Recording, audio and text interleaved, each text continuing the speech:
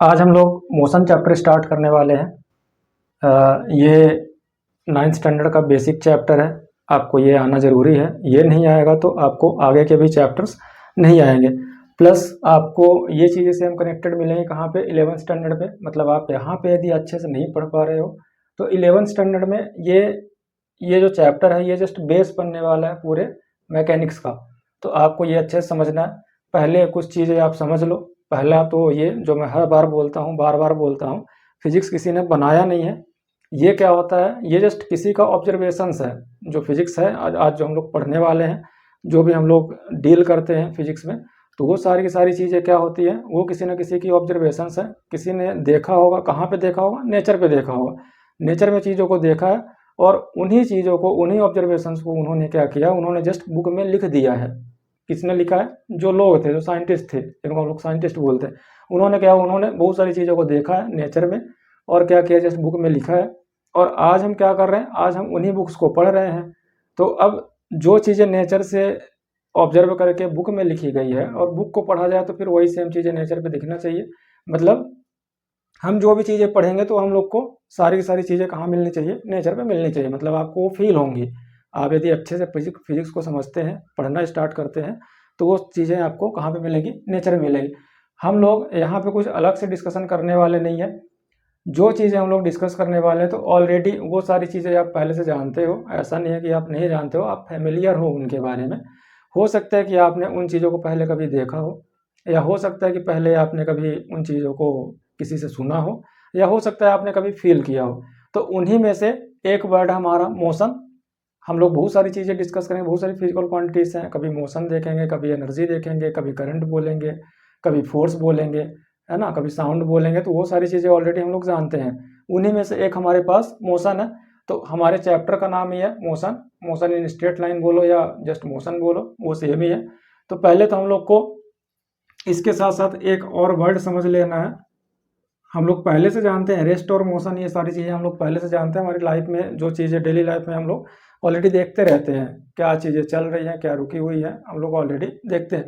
तो पहले तो अभी आपको ये समझना है कि रेस्ट क्या होता है, एंड देन फिर हम लोग आगे प्रोसीड करेंगे। अभी जैसे ये ऑब्जेक्ट रखा हुआ है, सपोज ये ऑब्जेक्ट है, और मैं आपसे पूछूं कि ये रेस्ट पे है या मोशन पे, तो आप क्या बोलोगे? ऑब्वियसली आप रेस्ट बोलोगे, क्योंकि आपको ये दिख रहा है कि ये कहीं भी मूव नहीं कर रहा है। कहीं भी मूव नहीं कर रहा है मतलब अपने इमीडिएट सराउंडिंग के रिस्पेक्ट में मूव नहीं कर रहा है। आप जस्ट ऐसा बोलोगे। लेकिन यदि कोई इसको ये बोले कि ये मोशन पे है, देन क्या हो सकता है? देन फिर या तो आप रॉन्ग हो, या तो जो कोई बोल रहा है इसको कि मोशन पे है। तो अब एक सिंपल सा क्वेश्चन बनता है कि क्या कोई एक पर्टिकुलर ऑब्जेक्ट ये रेस्ट एंड मोशन दोनों पे हो सकता है क्या? क्योंकि आप किसी को रेस्ट बोल रहे हो और कोई सामने वाला आके उसको मोशन बोल दिया, तो फिर कोई ना कोई एक तो रॉन्ग हो सकता है, मे बी। तो जस्ट उसी से क्वेश्चन आया कि क्या कोई भी पर्टिकुलर ऑब्जेक्ट रेस्ट और मोशन दोनों पे एग्जिस्ट कर सकता है क्या? ऐसा हो सकता है क्या? पॉसिबल है? तो आपको जस्ट ये समझना है ऐसा एक्चुअल में होता है। कैसे होता है? आप जस्ट एक बस या ट्रेन देखे होगे, बस या ट्रेन पे कोई पर्सन बैठे हुए हैं। यहाँ पे इसको 1 बोल दो, इसको 2 बोल दो, और ऐसे ही दो लोग आप देखो कि ये दो लोग कहाँ पे हैं, ये बाहर हैं। इसको 3 बोल दो और इसको क्या बोल दो, 4 बोल दो। ये बस है और ये इस डायरेक्शन पे जा रहा है। अब यहाँ पे ध्यान से देखो, हम लोग ये चीज़ें फील किए, ऐसा नहीं है कि हमने कभी देखा नहीं है। ऑलरेडी हम लोग सारी चीज़ें देखे हुए हैं हमारे नेचर पे। अब यहाँ पे देखो, यदि ये पर्सन, ये 2 है, 2 नंबर पर्सन 1 को देखता है, वो जस्ट उसके सामने ही बैठा है, तो ये कैसा दिखेगा इसके लिए? ये मोशन रेस्ट पे दिखेगा। क्यों? क्योंकि जस्ट उसके सामने ही बैठा है, वो तो अपनी पोजीशन चेंज ही नहीं कर रहा है। तो ये कैसा दिखेगा? ये रेस्ट पे दिखेगा। लेकिन वहीं पे 3 या तो 4 1 को देखना स्टार्ट कर दें, तो उनके लिए वो कैसा दिखेगा? मोशन पे दिखेगा। क्यों ऐसा? ऐसा क्यों हुआ? क्योंकि बस ही मूविंग है ना, बस ऑलरेडी मूविंग है, और बस मूविंग है तो बस के अंदर की जो चीज़ें होंगी वो सारी चीज़ें मूविंग होगी। लेकिन यदि हम लोग जाके बस में बैठ जाए, मतलब ये 3 या कि 4 ये जाके खुद ही बस में बैठ जाए, तो फिर यही जो 1 पहले इन लोगों को मोशन पे दिख रहा था, अभी कैसा दिखेगा? अभी रेस्ट पे दिखना स्टार्ट हो जाएगा। मतलब कहने का मतलब ये कि कोई भी चीज़ें रेस्ट पे है या मोशन पे, जस्ट हम लोग फ्रेम ऑफ रेफरेंस डिसाइड कर दें, किस फ्रेम के रिस्पेक्ट में आप पूछ रहे हो, किसके रिस्पेक्ट में पूछ रहे हो, देन हम लोग उनको एग्जैक्ट बता सकते हैं कि वो रेस्ट पे है या मोशन पे। अदरवाइज हम लोग नहीं बता सकते, वो रिलेटिव थिंग्स हैं। किसी के लिए मोशन पे हो सकती है चीज़ें, किसी के लिए रेस्ट पे हो सकती है। तो रेस्ट और मोशन हम लोग कब बोलेंगे? रेस्ट मतलब क्या? रेस्ट मतलब क्या? If an object does not change its position with respect to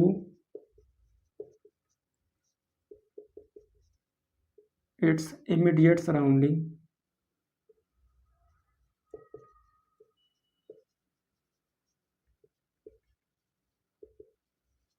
तो उसको हम लोग क्या बोलेंगे? रेस्ट पे बोलेंगे। If an object does not change its position with respect to its immediate surrounding. Immediate का मतलब क्या होता है? जस्ट उसके आसपास की चीज़ है। अभी हमने ये मार्कर यहाँ पे रखा, तो इसके आसपास में क्या चीज़ें हो सकती है? इस रूम के अंदर जो जो चीज़ें हैं वो क्या होंगी? वो सब इमीडिएट सराउंडिंग होगी। तो उनके रिस्पेक्ट में यदि पोजीशन चेंज नहीं कर रहा है, देन हम लोग क्या बोलेंगे? रेस्ट बोलेंगे।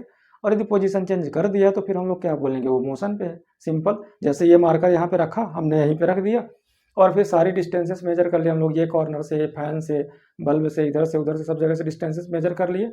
और फिर हम लोग 10 दिन बाद आ रहे हैं, सारी डिस्टेंसेस वापस से मेजर किए। यदि वो डिस्टेंसेस चेंज हो गई हैं, मतलब ऑब्जेक्ट क्या किया होगा? जस्ट मूव किया होगा। और चेंज नहीं हुआ मतलब हम लोग क्या बोलेंगे? वो ऑब्जेक्ट कैसा है? रेस्ट पे है। सिंपल। ये समझ में आया? तो रेस्ट और मोशन समझ में आ गया होगा। रेस्ट और मोशन दोनों क्या है? दोनों रिलेटिव थिंग्स हैं। हमने ये डिस्कशन कर लिया रेस्ट क्या होता है और मोशन क्या होता है। तो रेस्ट तो हमारे चैप्टर का नाम ही नहीं है, रेस्ट हमें डिस्कस नहीं करना है, रेस्ट हमें पढ़ना ही नहीं है। हमारे चैप्टर का नाम क्या है? हमारे चैप्टर का नाम है मोशन। तो हमें पढ़ना क्या है? मोशन। ठीक है। अब कोई भी ऑब्जेक्ट जरा सा भी मूव करेगा, जरा सा भी मतलब थोड़ा सा भी अपने जगह से हिला है, पोजीशन अपनी चेंज किया है, तो वो एक किसी पर्टिकुलर पाथ में जाएगा, है ना। जरा सा भी मूव किया तो एक कोई पर्टिकुलर पाथ में जाएगा। और इसी पाथ को हम लोग क्या बोलते हैं? इसी पाथ को या तो हम लोग डिस्टेंस बोलेंगे, या ही इसी पाथ को हम लोग क्या बोलेंगे? डिस्प्लेसमेंट बोलेंगे। तो जस्ट इन दोनों को हमें समझने की कोशिश करना है, डिस्टेंस और डिस्प्लेसमेंट होता क्या है। तो डिस्टेंस मतलब अब कभी आपको आए तो आप जस्ट क्या बोलोगे? ये क्या होता है? ये होता है एक्चुअल पाथ लेंथ। कभी भी आपसे कोई पूछता है डिस्टेंस क्या, तो आप डिस्टेंस के लिए क्या बोलोगे? ये क्या होता है? ये एक्चुअल पाथ लेंथ होता है। अभी हम लोग डिस्कस करेंगे एक्चुअल पाथ लेंथ मतलब क्या। ये क्या होता है? ये शॉर्टेस्ट होगा, shortest shortest distance from initial to final position. या तो आप ऐसा बोलो, या between initial and final position, आप ऐसा बोल दो। ये क्या होता है? ये हमेशा ही क्या होगा? ये ऑलवेज पॉजिटिव होगा। ये होगा कभी पॉजिटिव, कभी नेगेटिव, या कभी जीरो भी हो सकता है। जो डिस्टेंस होता है वो greater than or equal to displacement होगा। इसका जस्ट अपोजिट इसको लिख दो, जो डिस्प्लेसमेंट होगा less than or equal to क्या हो जाएगा? डिस्टेंस हो जाएगा। फिर ये क्या है? ये स्केलर क्वांटिटी है, और ये क्या है? ये वेक्टर क्वांटिटी है। तो एक एक करके इन चीज़ों को हम लोग समझने की कोशिश करते हैं। ठीक है। एक्चुअल पाथ लेंथ मतलब क्या? एक्चुअल पाथ लेंथ मतलब आप अपने घर से निकले हैं और आपको जिधर भी जाना है, आपको स्कूल जाना है, कॉलेज जाना है, मार्केट जाना है, आप जिधर भी जा रहे हो, तो बस आप चलते जाओ। और जिधर जिधर से आप जा रहे हो, जिस भी रास्ते को आप ट्रेवल कर रहे हो, जिस रास्ते से आप जा रहे हो, उस पूरे रास्ते को आपको क्या करना है? आपको मेजरिंग इंस्ट्रूमेंट लेना है आपके पास, जो भी है, मीटर है, किलोमीटर है, या जो भी है, उससे आप क्या करोगे? जस्ट मेजर कर लोगे। उसी पाथ के लेंथ को हम लोग क्या बोलते हैं? Actual path length. एक्चुअल हम लोग क्यों बोल रहे हैं? क्योंकि हम लोग वही पाथ मेजर कर रहे हैं जिस पाथ से एक्चुअल में हम लोग गए हुए हैं। क्लियर है? ये समझ में आया? फिर shortest distance from initial to final position, ये क्या होता है?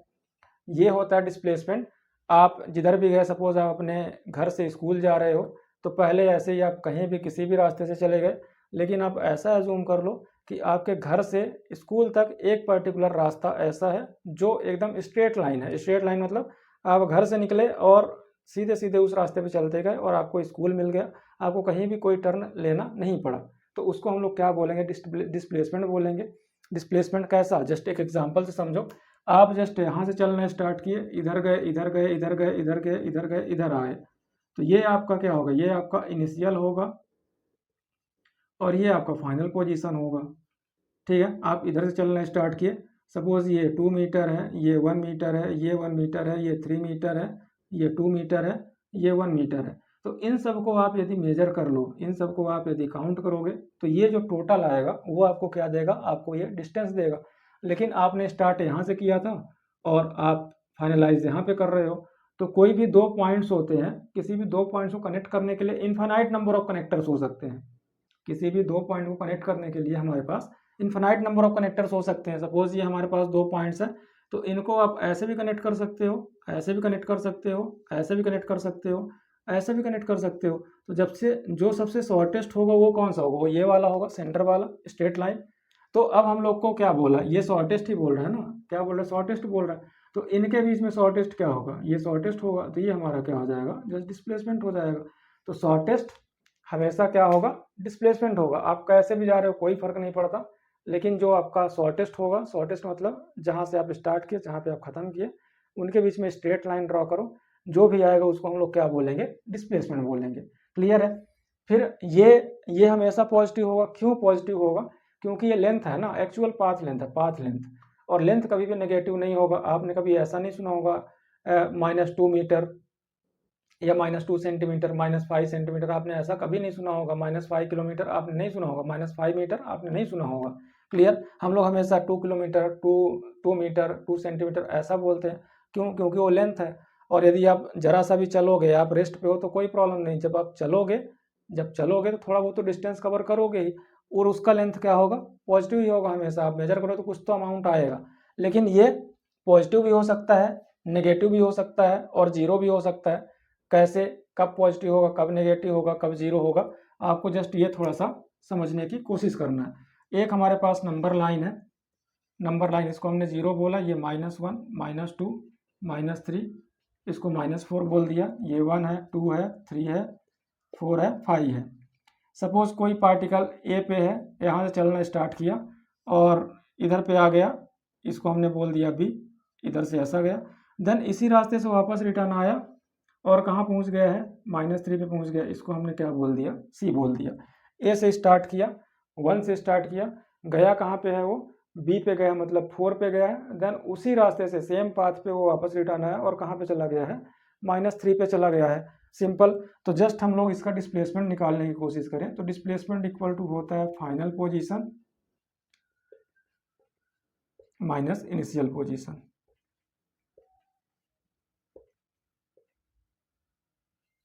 तो फाइनल पोजीशन हमारा क्या, फाइनल पोजीशन वो आके रुका है -3 पे, और ये तो माइनस साइन लगा हुआ है बीच में, तो हमने माइनस लगाया। और स्टार्ट कहाँ से किया था, इनिशियल पोजीशन इसका 1 था। ये हमारा क्या था, ये हमारा फाइनल पोजीशन, और स्टार्ट कहाँ से किया है, 1 से। तो ये कितना हो जाएगा, -4 यूनिट हो जाएगा। जो भी आपका यूनिट है उस पर -4 यूनिट हो गया। अब ये तो नेगेटिव आया, नेगेटिव वाला हमें समझ में आ गया। अब आप एक चीज़ याद रखो, ये जहाँ से स्टार्ट किया है, गया, वापस आया है, लेकिन उधर रुका नहीं है और पीछे भाग गया, तो हमारा डिस्प्लेसमेंट कैसा आ रहा है, नेगेटिव आ रहा है। यदि ये ए पे था, जाके किधर भी जाता और वापस ए पे चला आता, तो हम लोग क्या बोलते हैं, डिस्प्लेसमेंट इसका क्या आएगा, जीरो आएगा। मतलब आप यहाँ पे हो, आप कहीं भी गए, घूमे फिरे और वापस आ गए, आप घर से निकले, सब जगह घूमे फिरे, जिधर भी जाना था गए, और फिर वापस आप घर पे पहुँच गए, तो आपको डिस्प्लेसमेंट क्या हो गया, जीरो हो गया। यहाँ से चलना स्टार्ट किए, इधर वापस आ गए, तो क्या हो गया, डिस्प्लेसमेंट आपका जीरो हो गया। आप एक पर्टिकुलर डायरेक्शन में चलते जाओ, या तो आप बी के साइड चलते जाओ कंटिन्यूस, या तो आप सी के साइड चलते जाओ कंटिन्यूस, तो आपका डिस्प्लेसमेंट हमेशा कैसा होगा, पॉजिटिव होगा। एक पर्टिकुलर डायरेक्शन पे ही चलते जा रहे हो तो डिस्प्लेसमेंट क्या, पॉजिटिव। और आप जाके वापस उसी पोजीशन पे आ रहे हो तो डिस्प्लेसमेंट कैसा हो जाएगा, जीरो हो जाएगा। आप गए हो और वापस आए, लेकिन आप पहले ही रुक गए, सपोज आप 3 पे रुक गए, 4 तक गए और वापस आए, और आप 3 पे रुक गए, तब भी आपका डिस्प्लेसमेंट कैसा आएगा, आपका डिस्प्लेसमेंट पॉजिटिव आएगा। क्यों, क्योंकि आप 4 तक जा रहे हो, यहाँ पे देखो आप 4 तक जा रहे हो, 4, और आपका फाइनल पोजीशन क्या है, सॉरी, फाइनल पोजीशन आप 3 पे आ रहे हो ना, जाके और वापस आए 3 पे रुके, तो ये आपका फाइनल पोजीशन है। और इनिशियल आपका क्या है, आपने 1 से स्टार्ट किया था, तो ये 1, तो कितना आएगा, 2 आएगा तब भी। तो जहाँ से आपने स्टार्ट किया, रिटर्न आए, लेकिन वहाँ पे पहुँचे ही नहीं, पहले ही रुक गए, तो फिर कैसा आएगा, डिस्प्लेसमेंट पॉजिटिव आएगा। लेकिन अभी एक ही केस ऐसा है जहाँ से आपने स्टार्ट किया आप जाके वापस आए लेकिन उधर पे रुके नहीं और पीछे चले गए तो आपका डिस्प्लेसमेंट कैसा आएगा, फिर नेगेटिव आएगा। ये उसका एग्जाम्पल है। क्लियर है, ये समझ में आया। फिर थर्ड वाला पॉइंट देखो, distance greater than or equal to displacement. ये कैसा होगा, ये कैसा होगा, तो एक और हम लोग छोटा सा एग्जांपल लेते हैं। सपोज हमारे पास दो पॉइंट्स हैं, एक ये है और एक ये है।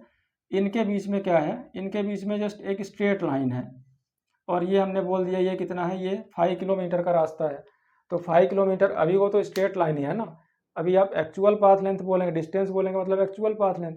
तो एक्चुअल पाथ लेंथ तो वही होगा 5 किलोमीटर, मतलब वो हमारा क्या होने वाला, डिस्टेंस होने वाला है। और डिस्प्लेसमेंट भी हम लोग बोलेंगे तो शॉर्टेस्ट होता है ना, तो ऑलरेडी हमने शॉर्टेस्ट ले रखा है, मतलब डिस्प्लेसमेंट और डिस्टेंस दोनों क्या हो गए, दोनों इक्वल हो गए।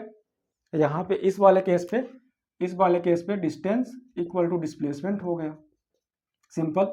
लेकिन अभी यहीं पे इसी पॉइंट के बीच में अभी रास्ता ऐसा है, कर्व है, तो ये हमारा क्या हो जाएगा, ये हमारा डिस्टेंस हो जाएगा। और यदि हम लोग डिस्प्लेसमेंट की बात करें तो वो तो हमेशा ही शॉर्टेस्ट होगा, तो ये हमारा क्या हो गया, डिस्प्लेसमेंट हो गया। तो इस केस में क्या होगा, डिस्टेंस हमेशा ज़्यादा होगा क्योंकि वो कर्व है और हमने बोला कि शॉर्टेस्ट क्या होता है, हमेशा स्ट्रेट लाइन होता है।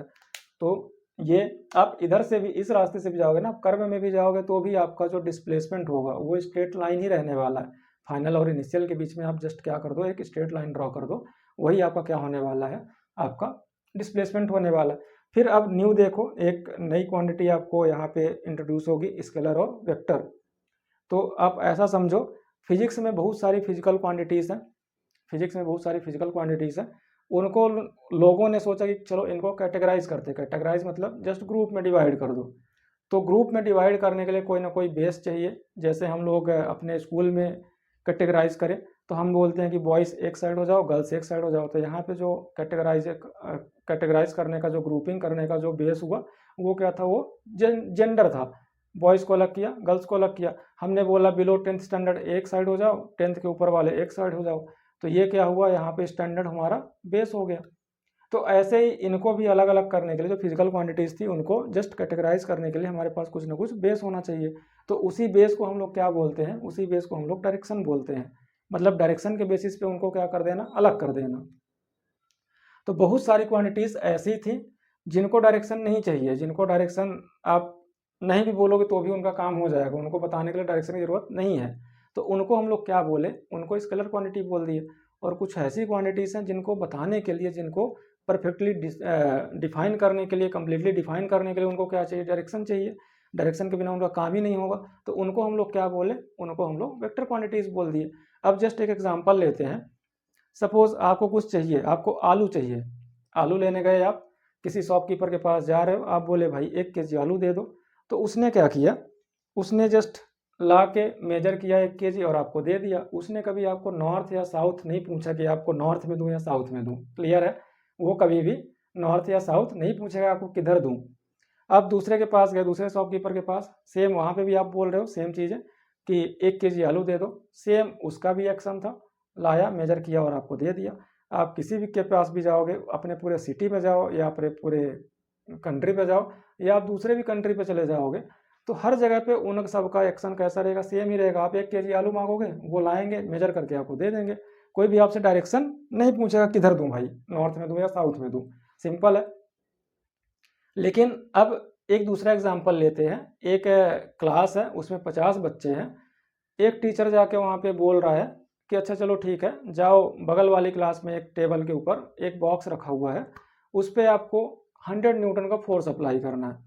सारे बच्चों को सेम चीज़ें बोली गई। वो एक एक करके बच्चे आ रहे हैं, वो जस्ट दिखाई नहीं दे रहा ना दूसरे रूम पे, एक एक करके बच्चे आ रहे हैं और वो बॉक्स के ऊपर जस्ट फोर्स अप्लाई कर रहे हैं 100 न्यूटन। कोई ऊपर अप्लाई कर रहा है, कोई इधर अप्लाई कर रहा है, कोई इधर अप्लाई कर रहा है, कोई डाउनवर्ड अप्लाई कर रहा है। जो बच्चे आ रहे हैं सबका सब एक्शन डिफरेंट रहता है। ऐसा क्यों हुआ? पहले वाले केस में जब हम लोग आलू लेने जा रहे थे तब ऐसा कुछ नहीं हो रहा था, ऐसा कुछ नहीं हुआ। जिसको भी बोले 1 केजी आलू लाया, मेजर किया, आपको दे दिया। लेकिन यहाँ पे क्या हो रहा है, यहाँ पे सबका एक्शन डिफरेंट है। अभी वही सेम टीचर जाके वापस उनको अनाउंस करता है, अच्छा ठीक है, जाओ बॉक्स के ऊपर आपको 100 न्यूटन ही अप्लाई करना है, लेकिन अभी आपको अपर डायरेक्शन में अप्लाई करना है। तो अब क्या हो रहा है, अब सारे के सारे बच्चे आ रहे हैं और सब के सब ये अपर डायरेक्शन में फोर्स अप्लाई कर दे रहे हैं। क्लियर है, सिंपल। अब कैसा, आप सबका एक्शन सेम हो गया। पहले केस में नहीं हुआ था, इसका मतलब कोई ना कोई स्टेटमेंट स्टेटमेंट इनकम्प्लीट था, कुछ ना कुछ चीज़ें उसमें मिसिंग थी। तो मिसिंग क्या था, मिसिंग जस्ट वही डायरेक्शन ही था, और वही हमने स्पेसिफाई कर दिया। तो वो जो क्वांटिटी है फोर्स, वो क्या हो गया, वो कंप्लीट हो गया। क्लियर है। पहले वाले केस में हम लोग मास की बात कर रहे थे, तो मास के लिए डायरेक्शन नहीं चाहिए, जस्ट हमने बोल दिया 2 kg या 1 kg तो सफिशियंट है। आप जस्ट उतना बोल दिए, सामने वाले को समझ में आ गया। तो इसके लिए हम लोग उसको क्या बोले, स्केलर क्वांटिटी बोले। लेकिन फोर्स के लिए आप जस्ट मैग्नीट्यूड बोल दो 2 न्यूटन या 100 न्यूटन, तो वो जस्ट कंप्लीट नहीं है। आपको उसको स्पेसिफाई करने के लिए साथ में डायरेक्शन भी बताना पड़ेगा। तो जिनको ऐसा रिक्वायर्ड है, जिनको डायरेक्शन मस्ट है, उनको हमने क्या बोला, उनको वेक्टर क्वांटिटीज बोल दिया। और जिनको डायरेक्शन से कोई मतलब नहीं है, जस्ट आप मैग्नीट्यूड बता दो, उतना हो जाएगा, उनका काम चल जाएगा, तो उनको हमने क्या बोल दिया, स्केलर क्वांटिटी। क्लियर है, ये समझ में आया। डिस्टेंस और डिस्प्लेसमेंट हमने डिस्कस कर लिया। अब हम लोग को कुछ बेसिक से छोटे छोटे न्यूमेरिकल्स देखने हैं, उसके क्वेश्चंस। ठीक है। डिस्टेंस, अब आपको हमेशा याद रखना, डिस्टेंस मतलब क्या होगा, एक्चुअल पाथ लेंथ होगा, और डिस्प्लेसमेंट मतलब क्या होगा, shortest distance from initial to final या between initial and final position. Clear है। अब एक छोटा सा क्वेश्चन देखते हैं।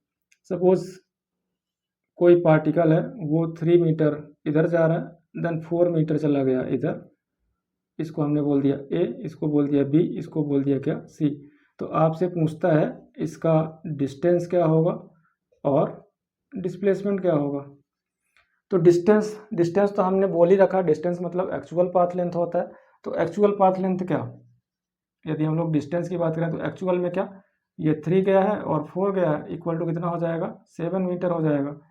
अब डिस्प्लेसमेंट क्या होगा, डिस्प्लेसमेंट मतलब शॉर्टेस्ट इनिशियल और फाइनल के बीच में।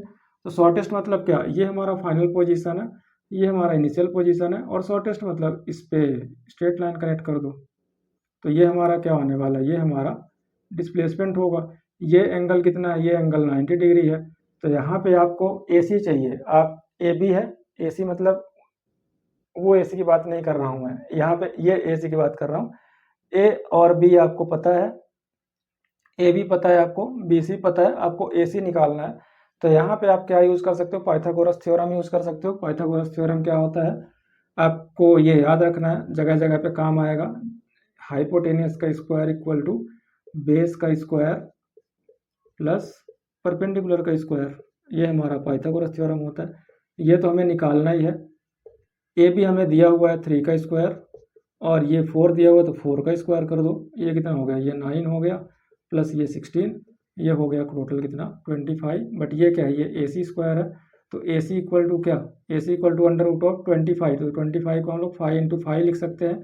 तो रूट के अंदर जिसका पेयर बन रहा है वो बाहर आ जाता है। जिसका पेयर बनेगा तो वो एक बार क्या होगा, एक बार बाहर आएगा, मतलब ये 5 मीटर, ये हमारा क्या हो जाएगा, जस्ट आंसर हो जाएगा।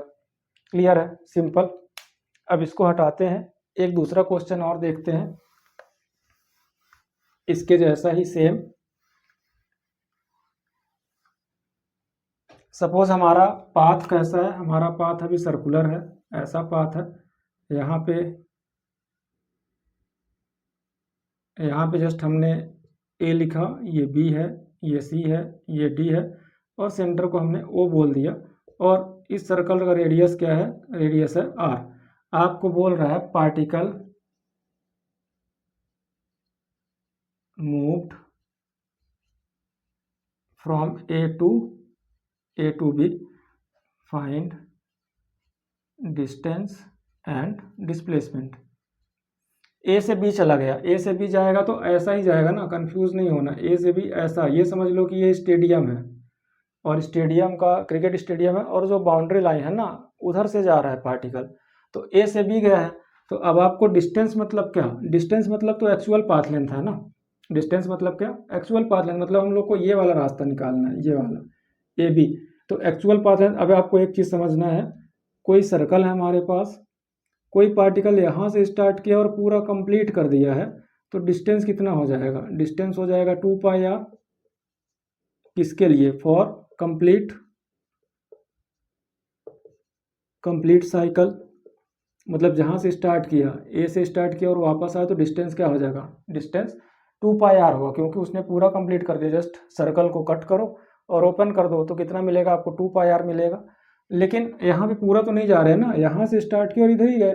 तो इसको यदि हम लोग 1 बोलें तो ये 2 पार्ट, सेकंड पार्ट, ये थर्ड पार्ट हो गया, और ये हो गया, ये हमारा फोर्थ पार्ट हो गया। तो अभी तो एक ही पार्ट जा रहा है, कितने में से, 4 में से। तो हमने क्या बोला, हमारा डिस्टेंस कितना आएगा, distance equal to 2 pi r, ये टोटल है, लेकिन जा कितना रहे हैं, 1/4 जा रहे हैं, 1 पार्ट आउट ऑफ 4 पार्ट, तो ये 2 1 जा, 2 2 जा, तो कितना हो जाएगा, ये pi R by 2। Pi R by 2 हमारा क्या हो जाएगा, डिस्टेंस हो जाएगा। सिंपल है। मान लो ए टू सी बोलता तो फिर हम लोग क्या बोलते, 2 पाई आर तो टोटल है, और फिर 2/4, 2 पार्ट आउट ऑफ 4 बोलते। क्लियर है, लॉजिक समझ में आया। ये भी देख लो डिस्टेंस, इसको भी देख लो, डिस्टेंस फ्रॉम ए टू सी कितना आएगा। तो पूरा डिस्टेंस क्या हो, पूरा डिस्टेंस होता है हमारा 2 पाई आर, लेकिन हम लोग को ए टू सी बोला है तो 2 पार्ट से आ रहा है, 2 पार्ट आउट ऑफ 4 पार्ट, तो ये 2 1 जा, 2 2 जा, और ये 2 2 कैंसिल हो जाएगा, मतलब डिस्टेंस कितना आएगा, पाई आर आएगा। क्लियर। डिस्प्लेसमेंट समझ लो, डिस्प्लेसमेंट का, डिस्प्लेसमेंट मतलब शॉर्टेस्ट होता है। तो ये हमारा इनिशियल पोजीशन है और ये हमारा फाइनल पोजीशन है, इनके बीच में शॉर्टेस्ट क्या होगा, शॉर्टेस्ट यही होगा, ये हमारा क्या होगा, ये हमारा शॉर्टेस्ट होगा। क्लियर है। तो इसको यदि हम लोग बाहर निकालें, इसको यदि हम लोग बाहर निकालें तो ये कुछ ऐसा बनेगा, ये हमारा आर है, ये हमारा आर है, इसको हमने ए बोला, इसको बी बोला, और इसको क्या बोल दिया, ओ बोल दिया। तो डिस्प्लेसमेंट मतलब आपको ए बी चाहिए, तो पाइथागोरस अगेन अप्लाई करो, A B square equal to what, O A square plus O B square. Simple. ये हम लोग को दिया हुआ है आर, तो इसका स्क्वायर ले लो, ये है आर, इसका स्क्वायर ले लो, मतलब कितना हो गया, 2r स्क्वायर। बट ये है क्या, ये ए बी का स्क्वायर है, तो A B will be what, A B will be under root of 2r square. तो जो रूट के अंदर 2 बार रहते हैं तो एक बार बाहर आ जाते हैं, तो r तो 2 टाइम्स है ना, स्क्वायर है, r इंटू आर है, तो हमने क्या लिखा, r और 2 एक ही बार है, तो वो रूट के अंदर ही रह जाएगा। ये हमारा आंसर होगा, r√2। ये वेरिएबल के टर्म्स में है, आपको r की जगह पे कोई वैल्यू दे सकता है। क्लियर है। पाई की जगह पे आपको पता ही है, पाई इक्वल 22/7 होता है, तो जस्ट आप वो रख दो, r की जो वैल्यू है वो रखो। एक जस्ट क्या हो गया, एक जनरल केस हो गया, आपको जो भी वैल्यू पूछे आप उसका क्या कर दो, जस्ट वैल्यू पुट कर दो। क्लियर है। एक और देखो, कभी मान लो आपको जस्ट क्वेश्चन थोड़ा सा चेंज कर दिया, आपको बोला पार्टिकल ए टू सी गया है, पार्टिकल कहाँ पे गया है, ए टू सी गया है, तो आपको क्या बताना है, डिस्टेंस और डिस्प्लेसमेंट का रेशियो। इसको हटा देता हूँ, इतना ही पार्ट रखता हूँ मैं, आधा पार्ट रखता हूँ, इसको जस्ट हटा दिया। क्लियर। आपको क्या बोल रहा है, पार्टिकल ए टू सी गया है, आपको क्या बताना है, आपको डिस्टेंस और डिस्प्लेसमेंट का रेशियो बताना है। ठीक है, समझ में आ रहा है क्वेश्चन। ये हमारा O है, ये R है, तो ये भी R होगा। फाइंड डिस्टेंस अपॉन डिस्प्लेसमेंट, ऐसा बोले, और ऐसा बोले ratio of distance to displacement. आपको डायरेक्ट ऐसा बोले डिस्टेंस अपॉन डिस्प्लेसमेंट निकालो, या तो आपको ऐसा बोले ratio of distance to displacement. तो आप क्या करोगे, आपको समझ में आ रहा है, डिस्टेंस मतलब क्या, एक्चुअल पाथ लेंथ, ये हमें चाहिए। तो हमने अभी बोला क्या, अभी हमने निकाला भी है, डिस्टेंस मतलब क्या, एक्चुअल पाथ लेंथ। पूरे का डिस्टेंस होगा 2 पाई आर, बट हम लोग 2 ही पार्ट जा रहे हैं, हाफ पार्ट जा रहे हैं, तो आप हाफ भी कर सकते हो, 2/4 करो या 1/2, वही है, मतलब आएगा क्या, पाई इंटू आर आएगा। और डिस्प्लेसमेंट क्या हो जाएगा, डिस्प्लेसमेंट क्या हो जाएगा, ये हमारा है आर, हम लोग को यहाँ से लेके यहाँ तक का डिस्टेंस चाहिए, शॉर्टेस्ट स्ट्रेट लाइन, तो ये आर है और ये भी आर है, तो आर प्लस आर कितना हो जाएगा, 2r हो जाएगा। या तो आप क्या बोलो, ये हमारा रेडियस होता है ना, ये हमारा रेडियस होता है, और ये हमारा टोटल बोले तो डायमीटर हो गया, उसका जस्ट डबल हो गया, तो 2r। और डिस्टेंस अपॉन डिस्प्लेसमेंट रेशियो बोला है आपको, रेशियो किसका, डिस्टेंस टू द डिस्प्लेसमेंट। तो डिस्टेंस कितना है, डिस्टेंस है आपके पास पाई आर, और डिस्प्लेसमेंट आपके पास 2r, तो जस्ट आर कैंसिल कर दो, क्या आएगा, पाई/2। ये हमारा रेशियो, या तो आप ऐसा लिख दो, पाई/2, जो रेशियो है वो क्या है, पाई/2। ये ध्यान रखना है, कभी आपको डिस्टेंस टू द डिस्प्लेसमेंट बोले, कभी डिस्प्लेसमेंट टू द डिस्टेंस बोले, तो आपको वो ध्यान रखना, कहीं से भी पूछ सकता है, ए टू बी गया है, देन डिस्टेंस और डिस्प्लेसमेंट का रेशियो बताओ, किधर का भी पूछ सकता है, लेकिन आपको क्या करना है, ध्यान रखना है और अच्छे से वैल्यू पुट करना है। क्लियर है, समझा?